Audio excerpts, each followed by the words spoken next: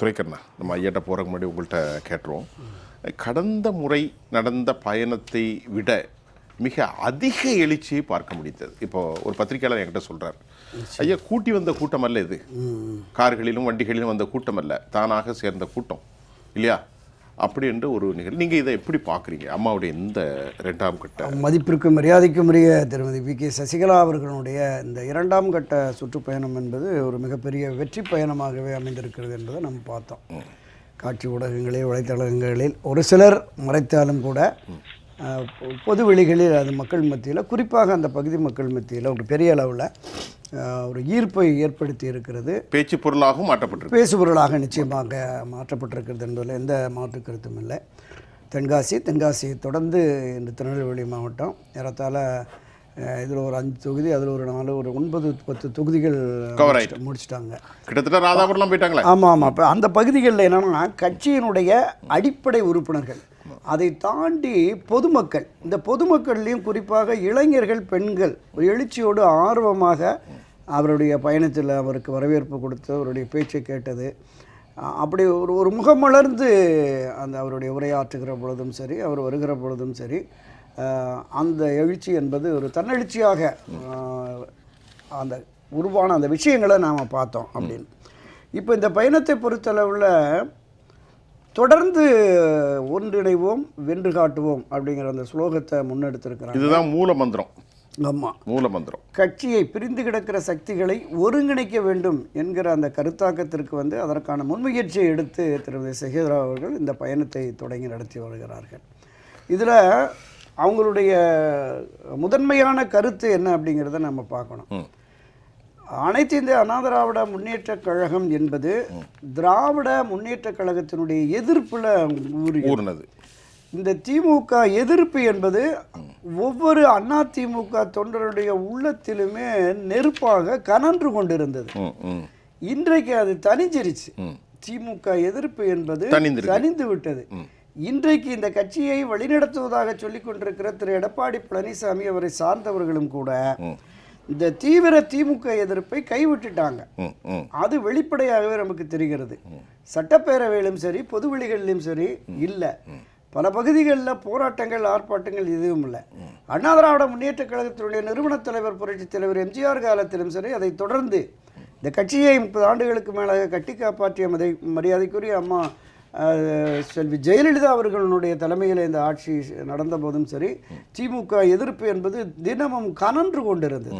புரட்சித் தலைவர் காலத்தில் இருதுருவ அரசியல், அம்மா செல்வி ஜெயலலிதா காலத்தில் அது ஒரு வன்ம அரசியலாகவே இருந்தது. திராவிட முன்னேற்ற கழகம் என்றாலே ஒரு மிகப்பெரிய கோபாவேசத்தோடு கட்சியினுடைய தொண்டர்கள் செயல்படக்கூடிய அந்த நிலையை பார்த்தோம். ஆனால் இன்றைக்கு அது இல்லை. அதுக்கு ஒரு மிகப்பெரிய உதாரணம் என்னன்னா, விக்கிரவாண்டி இடைத்தேர்தலில் அண்ணா திராவிட முன்னேற்ற கழகம் போட்டியிடாதனுடைய விளைவு, காலங்காலமாக இரட்டை இலைக்கு வாக்களித்த அந்த வாக்காளர்கள், கட்சி உறுப்பினர்கள் உதயசூரியனுக்கு வாக்களிக்க வேண்டிய ஒரு நிலைக்கு தள்ளப்பட்டார். அது பெரிய துரதிர்ஷ்டம். ஆமாம். இப்போது இந்த 2024 நடைபெற்று முடிந்த இந்த நாடாளுமன்ற பொது தேர்தலில் இந்த 52 ஆண்டு கால அண்ணா திராவிட முன்னேற்ற கழக வரலாற்றில் இல்லாதவருக்கும் ஒரு மிகப்பெரிய சரிவு, பின்னடைவு, பெருந்தோல்வி. அப்போ இந்த நிலையிலிருந்து கட்சியை மீட்டெடுத்தால் மட்டுமே கட்சி வெற்றி பாதையில் பயணிக்கும், திராவிட முன்னேற்ற கழகத்தை தேர்தல் களத்தில் வீழ்த்த முடியும் என்கிற எண்ணமும் உணர்வும் மேலோங்கியதனுடைய விளைவாக இந்த பிரச்சாரத்தில், தென்காசி திருநெல்வேலி பிரச்சாரத்தில் அந்த திமுக எதிர்ப்புக்கு முன்னுரிமை கொடுத்திருக்கிறார். ஒரு சின்ன குறுக்கீடு, காலாகாலமாக அதிமுகவுக்கு வாக்களித்தவர்கள் இன்றைக்கு மாறி இருக்கிறார்கள். அதுக்கு என்ன காரணம் நினைக்கிறீங்க? அதுதான் இப்ப இந்த தலைமையேற்று நடத்திருக்கிற எடப்பாடி பழனிசாமியினுடைய போக்கு, அவருடைய அணுகுமுறை என்பது கட்சியினர் மத்தியில், கட்சி அடிப்படை உறுப்பினர் மத்தியில், கீழுள்ள நிர்வாகிகளிலிருந்து தலைமையில் இருக்கிற நிர்வாகிகள் வரைக்கும் ஒரு கடும் அதிருப்தியும் எதிர்ப்புணர்வும் வந்துருச்சு. ஒரு நம்பிக்கையின்மை. நிச்சயமாக அதுதான் இப்போ இந்த பக்கம் மரியாதைக்குரிய திரு OPS அவர்கள், திருமதி வி.கே. சசிகலா அவர்கள், இவங்க தான் ஒருங்கிணைவோம், ஒன்றிணைப்போம் என்கிற குரலை இதுவரையிலும் எழுப்பி வந்தார்கள். ஆனால் இப்போது எடப்பாடி பழனிசாமி தலைமையிலே பயணிக்கிற, எடப்பாடி பழனிசாமியை விடவும் இந்த கட்சிக்காக உழைத்த, அவர்களை விடவும் தியாகம் செய்த முன்னணி தலைவர்கள் 6 பேர் போய் ஒன்றிணைய வேண்டும். பிரிந்து கிடக்கிற சக்திகளை ஒருங்கிணைத்தால் மட்டுமே நாம் தேர்தல் களத்தில் திராவிட முன்னேற்ற கழகத்தை வீழ்த்த முடியும் என்று சொல்ல தொடங்கிவிட்டார்கள். துரைக்கண்ணா சார், இப்போ கட்சியில் அடிமட்ட தொண்டர்களில் ஒரு பதட்டம் இருந்தது, ஒரு ஆன்சைட்டி, கட்சி வலுவற்று போயிட்டு அப்படிங்கிற ஒரு டிசென்டிவ் வாய்ஸ் இருக்குது. அது எல்லாரும் சொல்லிட்டீங்க. இப்போ அதை தாண்டி நீங்கள் என்ன சொன்னீங்க? கட்சி வெளிப்புறம் இருக்கிற தொண்டர்களும் வாக்காளர்களும் பாரம்பரியமாக வாக்களித்தவர்களும் மாறி போயிருக்கிறார்கள். இரண்டாவது, மிக முக்கியமாக ஒன்றை சொல்ல வந்தீர்கள் நம்முடைய விளம்பரத்துக்கு முன்பு. அதிமுகவில் மூத்த தலைவர்களாக இன்று அறியப்படக்கூடியவர்கள் மத்தியில் மிகப்பெரிய அதிருப்தி இருப்பதாக ஏதோ சொல்ல வந்தீங்க. அதை ஆமாம், உண்மை. நான் குறிப்பிட்ட அந்த முன்னணி தலைவர்கள் திரு செங்கோட்டையன், திரு நத்தம் விஸ்வநாதன், திரு தங்கமணி, திரு வேலுமணி, திரு KP அன்பழகன், திரு CV சண்முகம், இந்த 6 பேருமே அண்ணா திராவிட முன்னேற்ற கழகத்தினுடைய தொடக்க காலம் முதல் 1972 புரட்சித் தலைவர் MGR அவர்கள் கட்சி தொடங்கிய தொடக்க காலம் முதல் பயணித்து வருபவர்கள், பல தேர்தல்களை சந்தித்தவர்கள், கட்சியினுடைய கள நிலவரம் தெரிந்தவர்கள். அவங்க போய் சொல்கிறாங்க, இந்த 2024 நாடாளுமன்ற பொதுத் தேர்தலில் 52 ஆண்டு காலமாக அண்ணா திராவிட முன்னேற்ற கழகம் சந்தித்திராத மிகப்பெரிய படுதோல்வியை சந்தித்திருக்கிறது. 14 இடங்களில் பாஜகவுக்கு அடுத்து 3வது இடம் போயிருக்கோம். 14 நாடாளுமன்ற தொகுதியில் ஏறத்தாழ 6-7 தொகுதிகளில் கட்டுத்தொகை இழந்திருக்கிறோம். ஒரு சட்டமன்ற தொகுதியில் ஒரு சட்டமன்ற தொகுதியில் வெறும் 5000 வாக்குகள் இரட்டைலை பெற்றிருக்கிறது. இந்த சரிவு பின்னடைவு என்பது தொண்டர்கள் மத்தியில் மிகப்பெரிய மனச்சோர்வு வந்தது, அதிருப்தி வந்திருக்கிறது. அவர்கள் கட்சிக்காக வேலை பார்க்கவில்லை, கட்சிக்காக வாக்களிக்க செல்லவில்லை. இப்போ அடிக்கடி எடப்பாடியார் சொல்வார்ல, 2,06,00,000 உறுப்பினர்கள் இங்கே இருக்கிறார்கள்னு. 1 கோடி பேர் கூட ஓட்டு போடலை. அப்போ 1 கோடிக்கு மேற்பட்டோர் அதிருப்தியில் இருக்கிறார்கள். இந்த கட்சி வெற்றி பாதையில் பயணிக்காதோ என்கிற சந்தேகம் வந்துருச்சு. அப்போ இப்படிப்பட்ட சூழலில் ஒருங்கிணைந்தால்தான் முடியும் என்று மூத்த தலைவர்கள் வலியுறுத்தினாலும் பிடிவாதமாக இருக்கிறார். இப்போது திராவிட முன்னேற்ற கழகத்திற்கு எதிராக தீவிரமாக களமாடவில்லை என்கிற ஒரு குற்றச்சாட்டு ஒரு புறம், இன்னொன்று கட்சியை சரியான திசை வழியில் கொண்டு செலுத்தவில்லை என்கிற குற்றச்சாட்டு இன்னொரு புறம். ஆக பிரச்சனையற்ற ஒரு தலைமை வர வேண்டும் என்று முன்முயற்சி எடுத்திருக்கிற திருமதி VK சசிகலா அவர்களுக்கு தொண்டர்களுடைய ஆதரவு இப்போ பெருகி வருகிறது.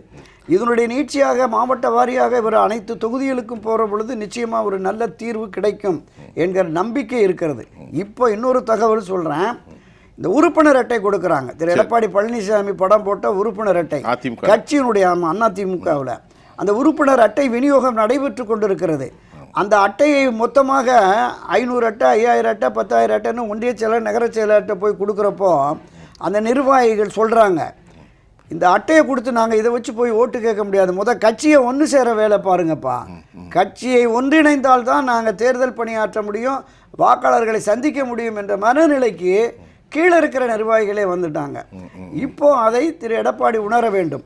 இதை தாண்டி இந்த ஒன்றிணைப்புக்கு ஒருங்கிணைப்புக்கு எதிரான மனநிலையில் உள்ளவர்களை மரியாதைக்குரிய திருமதி VK சசிகலா அவர்களும் பொதுவெளியில் விமர்சிக்க வேண்டும், அவர்களுடைய சுயரூபத்தை தோலிருத்து காட்ட வேண்டும் என்று கட்சியில் இருக்கிற அடிப்படை உறுப்பினர்களும் நிர்வாகிகளும் குறிப்பாக தென் மாவட்டங்களில். சரி, நீங்க சொன்னது கரெக்டு. ஒன்றிணைவோங்கிற போது ஒரு தேசிய தலைமையோ அல்லது ஒரு மனிதநேய தலைமையோ கண்ணியத்தோடு நடந்து கொள்வதாக அவர் இவ்வளவு காலம் பொறுமை இருக்கிறார். வார்த்தைகளில் கருப்பான பக்கங்கள் இருந்துவிடக்கூடாது, கண்ணியமான பக்கங்கள் இருக்கிறார் என்று அவருடைய 39 ஆண்டு கால ஒரு எக்ஸ்பீரியன்ஸில் இருக்கலாம் அல்லவா? நிச்சயமாக இது வரவேற்கத்தக்கதாக தான் நம்ம கடந்த பல பதிவுகள் வரைக்கும் பேசிகிட்டு இருந்தோம். ஆனால் கட்சி முக்கியம் என்று பாராமல் சுயநலம் முக்கியம் என்ற பிடிவாத குணத்தோடு இருப்பவர்களுடைய சுயரூபத்தை அடையாளப்படுத்தியே தீர வேண்டும். அதுதான் அரசியலில் சரியான ஒரு பார்வையாக இருக்கும் அப்படிங்கிற கருத்தாக்கம் கீழே வந்துருச்சு. மத்தியில நிர்வாகிகள்ட்டையும் வந்துருச்சு. ஆமாம், அதாவது முரணான போக்கு. அப்படி போகிறவர்களை யார் என்று நாம கடுமையான விமர்சனங்கள் வேண்டாம். புரட்சி தலைவர் MGR அவர்களும் நம்முடைய புரட்சி தலைவர் அம்மா அவர்களும் எந்த அளவிற்கு தங்களுடைய உடல்நலையும் பாராமல் தங்களுடைய சொத்துக்களை எல்லாம் இழந்து இந்த கட்சியை காப்பாற்றி வச்சிருக்காங்க. தொண்டர்களை அரசியல்படுத்த வேண்டும், நல்வழிப்படுத்த வேண்டும், திமுக என்கிற அராஜக ஆட்சியை வீழ்த்த வேண்டும் என்கிற எண்ணத்தில் உழைத்து கொண்டிருக்கிற தொண்டர்களுக்கு சரிவை, பின்னடைவை, ஒரு மனச்சோர்வை ஏற்படுத்தி விடக்கூடாது. அதற்காவது கட்சி முக்கியம் என்று நீங்கள் ஒருங்கிணைப்பதற்கு முயற்சி மேற்கொள்ளுங்கள், மனமாற்றத்திற்கு வாருங்கள் என்கிற விமர்சனத்தையாவது முன்வைக்க வேண்டும் என்பதுதான் என்னோட பார்வை. இல்லை இப்போ ஐயா வந்து ரொம்ப நிச்சயமாக அவருடைய கருத்து இது ஜனநாயக களத்துல நான் போய் பேசக்கூடாது நான் சொல்ல மாட்டேன் சார், நமக்கு அது ரைட் இல்லை. அவர் பேசுறாரு. அவர் ராமஜெயம் கொலையும் அப்படித்தான் இந்த தமிழ்நாட்டில் கல்கத்தாவில் ஒரு கொலை, அது ரொம்ப மோசமான கொலை. ஒரு டாக்டர் மருத்துவர் இப்போ 50 லட்சம் பேர் இப்போ டாக்டர்கள் போராடிட்டு இருக்காங்க. இந்தியா பூரா எதிரொலியாக இருந்து கொண்டு இருக்கிறது. அப்போ இங்கே இப்படி நடந்திருக்க இதை பற்றி ஒருத்தருமே கண்டுக்கலையே சார். சொல்லுங்க. நிச்சயமாக திராவிட முன்னேற்ற கழகம் ஆட்சிக்கு வருவதற்கு முன்பு எதிர்க்கட்சி தலைவராக இருக்கிற போது திரு ஸ்டாலின் ஒவ்வொரு பொது மேடைகள்லையும் சட்டப்பேரவையிலும் அரசியல் தேர்தல் பிரச்சார மேடைகள்லையும் என்ன பேசினார்? நாங்கள் இந்த ஆட்சி, எடப்பாடி தலைமையிலான ஆட்சி என்பது கலெக்ஷன், கரப்ஷன், கமிஷன் என்று போயிடுச்சு. மக்களுடைய வரிப்பணத்தை கோடிக்கணக்கில் கொள்ளையடித்து வைத்திருக்கிறார்கள். திராவிட முன்னேற்ற கழகம் ஆட்சி அமைந்த 1 மாத காலத்தில் சிறப்பு நீதிமன்றங்களை அமைத்து இவர்கள் அனைவரையும் குற்றவாளி கூண்டில் ஏற்றி இவர்களை விசாரித்து இவர்களுக்கு தண்டனை வழங்கும்போது இவர்கள் சேர்த்திருக்கிற கோடிக்கணக்கான சொத்துக்களை பறிமுதல் செய்து அரசு கஜானாவுக்கு கொண்டு வருவோம் அப்படின்னு பேசினாரா இல்லையா? பேசினார். ஆளுநர்கிட்ட போய் 98 பக்கம் ஒரு அறிக்கை கொடுக்குறாங்க. எடப்பாடி பழனிசாமி உள்ளிட்ட 12-13 அமைச்சர்கள் மீது ஆதாரபூர்வமான குற்றச்சாட்டை மீது ஆளுநரிடம் கொடுத்திருக்கிறோம். ஆளுநர் நடவடிக்கை எடுக்காவிட்டால் திராவிட முன்னேற்ற கழகம் ஆட்சி வந்து உரிய காலத்தில் உரிய நடவடிக்கை எடுக்கும் பேசினார். அடுத்து நம்முடைய சகோதரர் சொன்ன மாதிரி கோடநாடு கொலை கொள்ளை வழக்கு, இந்த நாட்டினுடைய முதலமைச்சராக இருந்த ஒருவருடைய இல்லத்தில் ஒருவர் தங்கியிருந்த இடத்துல இவ்வளவு பெரிய கொலை கொள்ளை கடத்தல் சம்பவங்கள்லாம் நடந்திருக்கிறது. இதை உரிய முறையில் விசாரித்து 3 மாத காலத்தில் நாங்கள் இதற்கு உரிய தண்டனை வழங்குவோம் அப்படின்னு சொல்லியிருந்தார். 3 வருஷம் ஆச்சு. திராவிட முன்னேற்ற கழகத்திலே விவாத களங்களுக்கு வருகிற வழக்கறிஞர் கூட வருத்தப்படுறாங்க. நாங்கள் சொன்னோம் ஆட்சி மாற்றம் வந்தோடனே, திராவிட முன்னேற்ற கழக ஆட்சி மாற்றம் வந்தவுடனே எடப்பாடி உள்ளிட்ட பலரும் சிறை கம்பிகளை எண்ணுவார்னு பேசணும். இப்போ அவங்க என்ன என்றாங்கன்னு எங்களுக்கு புரியலை அப்படிங்கிற மாதிரி அவர்களே பேசுகிறார்கள். இன்றைக்கு அண்ணா திராவிட முன்னேற்ற கழகத்திலே பயணித்து கொண்டிருக்கிற சாதாரண சாமானிய அடிப்படை உறுப்பினர்கள் மத்தியிலும் ஒரு கேள்வி எழுகுது. நான் தொடக்க சுற்றில் சொன்னேன்ல, திமுகவுக்கு எதிரான அந்த போக்கு குறைஞ்சிருச்சுன்னு. இப்போ சந்தேகம் வந்துருச்சு. 3 ஆண்டுகள் ஆகியும் எந்த நடவடிக்கையுமே எடுக்கவில்லை திரு எடப்பாடி மீதோ, எடப்பாடியை சார்ந்தவர்கள் மீதோ, அல்லது கோடநாடு கொலை வழக்கு மீதோ. இல்லுக்க ஏதோ ஒரு ரகசிய உடன்பாடு வந்து விட்டதோ. சட்டப்பேரவையிலையும் பெரிய அளவில் விமர்சிக்க மாட்டேங்கிறாங்க. பிரதான எதிர்க்கட்சி என்கிற அந்த அடையாளத்தை பொதுவெளிகள்லையும் பாஜகவுக்கு கொடுத்துட்டாங்க. பாஜக அளவிற்கு அண்ணா திராவிட முன்னேற்ற கழகம் எதிர்த்து களமாடவில்லை அப்படிங்கிற ஒரு பெரிய குற்றச்சாட்டும் அவர்கள் மனப்புழுக்கமாகவே இருக்கிறது. ஏன் இந்த அளவுக்கு போகிறாங்க, ஏன் திமுக நடவடிக்கை எடுக்கலை அப்படின்னு சொல்லி. ஆக இது ஒரு ரகசிய உடன்படிக்கையோடு போகிறாங்களோ. திராவிட முன்னேற்ற கழகம் இந்த நாடாளுமன்ற பொதுத் தேர்தலில் வெற்றி பெற வேண்டும் என்பதற்காகவே கிட்டத்தட்ட 30க்கும் மேற்பட்ட தொகுதிகளில் டம்மி வேட்பாளர்களை போட்டி விட்டார்களோ அப்படிங்கிற சந்தேகமும் எங்களுக்கு வந்திருக்கு அப்படின்னு சாதாரண தொண்டர், ஒரு கிராம கிளை செயலாளர் சொல்றார். ஏன்னா காலங்காலமாக இந்த மாதிரியான அணுகுமுறையே இல்லையே, இப்போது ஒரு புதிய அணுகுமுறையாக இருக்கிறது. என்ன நோக்கத்தில் இந்த கட்சியை அவர் கொண்டு போறாரு அப்படிங்கிற சந்தேகம் பெருத்தளவில் எழுந்துருச்சு. அதனால தான் நான் முதல் சுற்றில் சொன்னேன், இவரையும் விமர்சிக்க வேண்டிய ஒரு கட்டாயம் வந்துருச்சு அப்படின்னு. நீங்கள் திராவிட முன்னேற்ற கழக ஆட்சியை விடவும் இவர் எடப்பாடி முதலமைச்சராக இருக்கிற போது தான் பல இன்னல்களை, இடையூறுகளை மரியாதைக்குரிய திருமதி வி.கே. சசிகலாவுக்கு கொடுத்தார். பெங்களூர்லேருந்து பரோலில் மரியாதைக்குரிய மறைந்த பெரிய நடராஜன் அவர்கள் உடல்நல குறைவு சீரியஸாக இருக்கார். பரோலில் 15 நாள் பரோல் தரேன்னு சொல்லிட்டான். அங்கே உள்ள சிறைத்துறை எஸ்பி சொல்கிறார், இங்கேருந்து தலைமைச் செயலகத்தில் எடப்பாடியினுடைய உத்தரவின் அடிப்படையில் போகுது. இல்லை அவங்களுக்கு 15 நாள் வேணாம், 1 வாரம் போதும் அப்படின்னு. உடனே அவர் லைனில் வந்துட்டு, நாங்கள் 15 நாள் தர்றேங்கிறாங்க, உங்கள் ஒரு பாதுகாப்பு கொடுக்க முடியாது, அதனால் 1 வாரம் போதுங்கிறாங்க. சரி 1 வாரமே கொடுக்கட்டுங்க அப்படின்னு. எங்கே தங்க போகிறீங்கன்னு கேட்ட உடனே அம்மா சொல்கிறாங்க, காலமெல்லாம் 30-34 ஆண்டுகள் வாழ்ந்த போயஸ் கார்டனில் நான் இருக்க போகிறேன் அப்படின்னு. நோ போயஸ் கார்டனில் கூடாதுன்னு சொல்லி தலைமைச் செயலகத்தில் தமிழக அரசின் தலைமைச் செயலகத்திலிருந்து எங்களுக்கு வருதுன்னு பெங்களூர் சிறைத்துறை எஸ்பி வேறு ஏதாவது ஒரு இடம் சொல்லுங்கள். சரி ஏதாவது உறவினர் வீட்டில் தங்கிக்கிறேன் அப்படின்னா உறவினர் வீட்டில் தங்கிட்டோம். உறவினர் வீட்டில் தங்கினாலும் யாரையும் சந்திக்கக்கூடாது. அரசியல்வாதிகள், முன்னாள் அமைச்சர்கள், முன்னாள் எம்பிக்கள், ஆதரவாளர்கள் யாரையும் சந்திக்கக்கூடாது.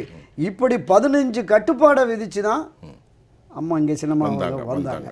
ஆக இந்த அளவுக்கு தனக்கு இன்னல்களை இடையூறுகளை விளைவித்தவர் கட்சியை காணா பார்க்கிறார், கட்சியை அழிவு பாதையை கொண்டு போறாரு.